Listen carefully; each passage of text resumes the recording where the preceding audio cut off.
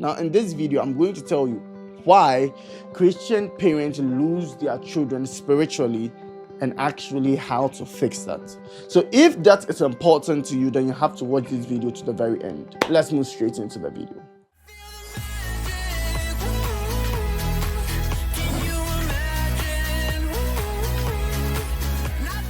Hello there, my name is Gabriel Oppong-Mensah. I'm a Christian content creator, mainly focusing on parenting and how to uplift family values, as well as helping young Christian adults heal resentment and build stronger family bonds. Let's diagnose the reason why our children are walking away from the faith.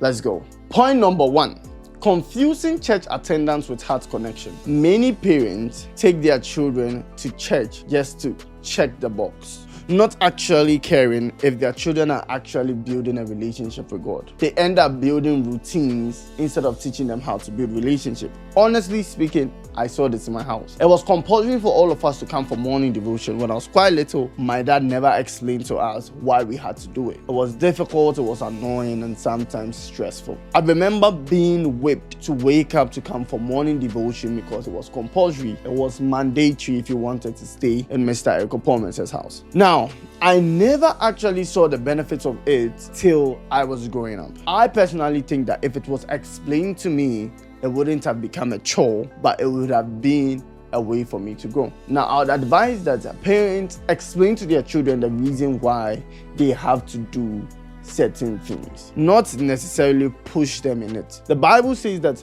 you should train up the child, but train up the child, meaning that it's a gradual process. Let it go step by step. Let them understand why they are doing what they are doing so that it doesn't become a routine, it becomes a relationship. Point number 2, preaching without practicing. This is very, very important. Parents, they must learn to bring the church to the home and not just their home to the church. Now, there was something that Joshua said to the children of Israel that really blesses me. He said, "As for me and my house, we would serve the Lord." Not we would go to church. We would serve the Lord. I was going to put in place that my children will love the Lord. Now, I see this a lot with pastors' children. The reason why I'm concerned about this is because I feel like there's a call of God in my life, and one day I might be bearing children who will be PKs. Now, with the PKs I know, or the preachers' kids I know, the pastor's children I know, really struggle with their morals, like the Christian walk. So I've been thinking, what is the problem? If the pastor is preaching and I am getting blessed,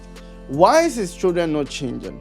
Now, I've come to realize that most pastors tend to become more of signboards. What I mean by that is that they show us the way, but they never get there themselves. Now, the most dangerous thing that you can do to your house is that you teach us what to do and you don't preach it. I mean, you don't practice it. You become preacher of the word and not practicing it. Hypocrisy tends to breed resentment. Your children are going to hate you because they know you are a bloody liar. As a parent, it is your obligation to ensure that whatever you are doing is exactly what is right to be done. Practice what you preach, and hopefully, I hope you are doing something good. Point number 3, making God about rules and not about relationship. This is very important to me because I found this one out after 20 years of being a Christian. That is painful to actually be in the Christian faith and always thought that what I had to do was to perform or was to attain certain Christian milestones for God to love me. I didn't really think about serving God like a relationship. It was more like rules. The reason being is that it was only do's and don'ts. It was like, do this, God will love you. Don't do that, God will love you. Don't do that, you're a child of God. Children, like one of the rules I knew ever since I was brought up in a Christian family was, we don't listen to worldly music. Worldly music do not edify God. All things are lawful, but not all things are experienced for me. Beautiful. So don't listen to worldly music. Powerful. Did I listen to worldly music? Hell yeah, I did.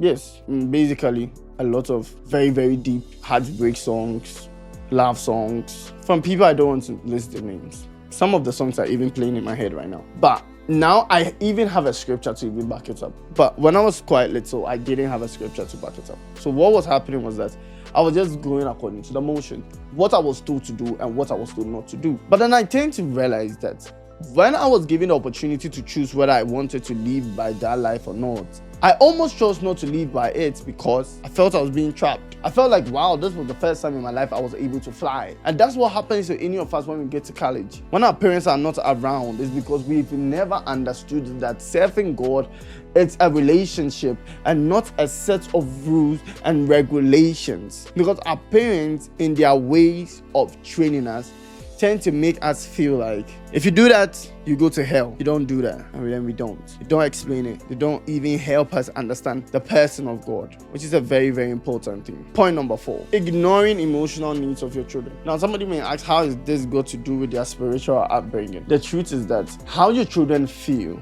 emotionally will determine how they respond spiritually. I know you won't believe this, but it's so true. Most of the time, I have realized that when I was so angry, nothing about God was delightful. Nothing. I didn't want to do anything, talk about God, nothing, because I was angry. Now, most parents do not pay attention to emotional cues. When their children are rapidly upset, when their children are going through a tough time, depression and anxiety, they don't pay attention to these things. Gradually, the devil finds an open door and creeps into their hearts. If you do not make your children feel seen, heard, loved, if you abandon them physically, emotionally, it will affect them spiritually. It is your work as a parent to love your children. Now, I know in some house, it's quite awkward to hug, which I don't understand why. Like, I feel like, that's my sibling. Why should I really give them a deep hug? Like, your siblings or your family or like father-son or mother-daughter, like, you guys can't be vulnerable to each other, which is actually very, very dangerous, because you should be able to sit with your child and tell them stories, because people don't remember what you say, but they remember how you made them feel. So if you are able to make your child understand something about God, or a story or a testimony in your life, or a story that you've heard, it builds a bond. I hope this video is blessing you. Now let's quickly go to how you can actually fix this if you've already made these mistakes already. Let's go. Give space to questioning. This is the one key I'm going to give you, and it's a game changer.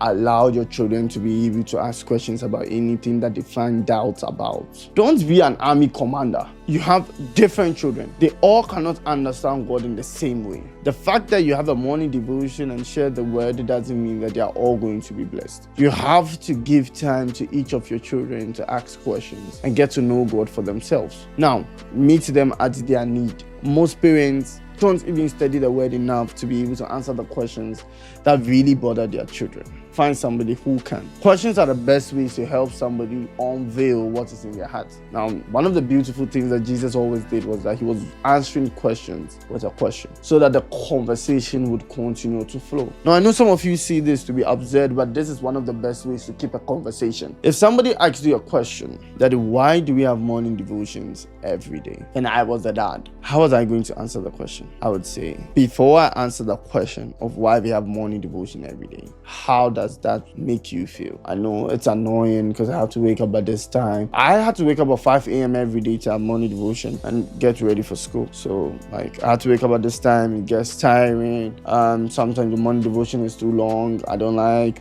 blah blah blah. And I say the reason why we have morning devotion is because we have to put God first in everything that we do. The tithe is not only a 10% of our income, it's a 10% of our increase. Every day in our life is a one increase to our life. So we give the first 10% of our day to God as a tithe. We thank Him for the day, we thank Him for our life, we pray for our family. That is even a good time for us to see each other and make sure that we're all doing well in the morning. This is going to allow your child to be able to go like, oh, even if they didn't understand what you said, one day they would. And when it gets the time for them to choose whether to stick with God or walk away, they will stick with God. If your children have drifted from God, that's not the end of the story. God specializes in prodigal children. All you have to do is to give them to God. If you are able to trust in the Lord, He will direct your path. He will tell you what to do. Pray for your children.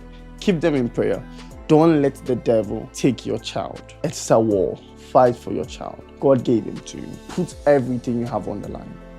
Please do this.